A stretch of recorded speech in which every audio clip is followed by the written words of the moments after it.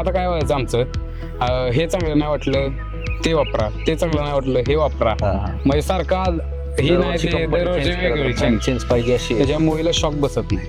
महत्वाचं एवढं टेम्परेचर आता किती टेम्परेचर आहे, त्या टेम्परेचरला शॉक बसत नाही त्यात. पूर्ण बेड एकदम थंड राहतं, युव्ही प्रोटेक्शन असल्यामुळे. बरोबर, त्याचे रिपोर्ट एक्सलंट आहेत. म्हणजे झाडाची ग्रोथ असू द्या किंवा प्लांट हेल्दी राहणं असू द्या किंवा तो टिकाऊपणा असू द्या, युव्ही प्रोटेक्शनच्या माध्यमातून टेम्परेचर मेंटेन करण्याची गोष्टी असू द्यात, ह्या सगळ्या गोष्टीमुळे शेतकऱ्याला त्याचा फायदा होतो आणि त्याचा इम्पॅक्ट असा पडतो की माझा प्रोडक्ट जास्त खपतोय.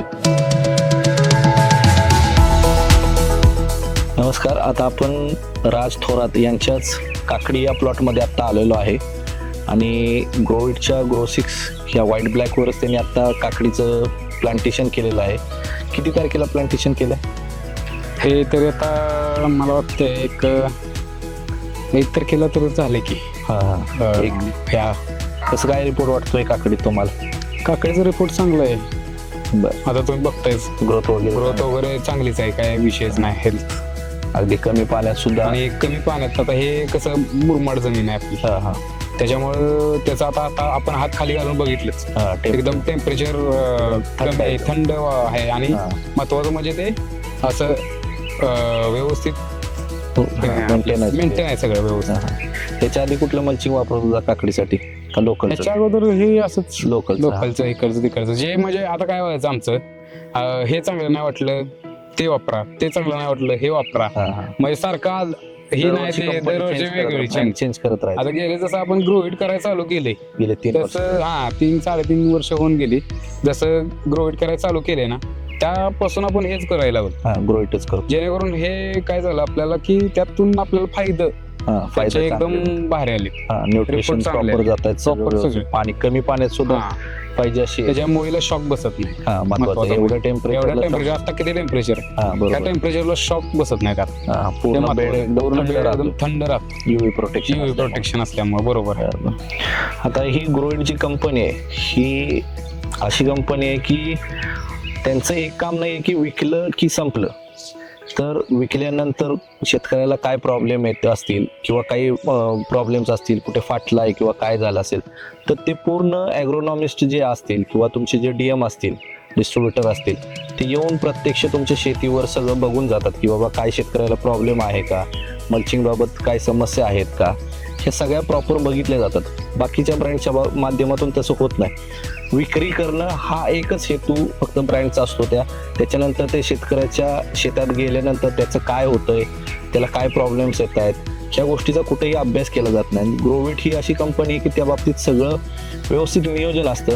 त्यांचे ॲग्रोनॉमिस्ट असतील किंवा DM असतील, ते येऊन शेतकऱ्यांच्या गाठी घेतात की बाबा काय प्रॉब्लेम आहे का, आणि त्याच्यानंतर ज्यावेळी हा मल्च शेवटला तुम्ही काढता त्यानंतर एन्व्हायरमेंटचं काही नुकसान होऊ नये, म्हणजे जाळून असेल किंवा टाकून असेल, कारण की बाकीच्या ब्रँडचे जर तुम्ही मल्चिंग पेपर बघितले तर ते काढताना पूर्ण फाटून जातात आणि ते जमिनीतच जातात आणि ते कुजलं जात नाही, ते कायम तुमच्या शेतात पडून राहतं किंवा तुम्ही ते गोळा केलं बाहेर टाकलं तर ते पेटवून देणे, म्हणजे एन्व्हायरमेंटचं कुठं तर नुकसान होतं.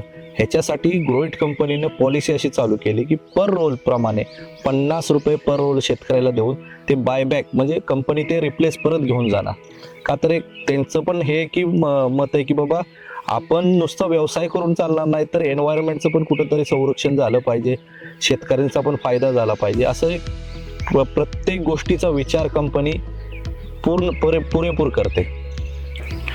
तुम्ही आता बघितलं असेल की काही गोष्टी शेतकऱ्यांच्या बाबतीत तर ग्रोविट आहेच, 100% आहे.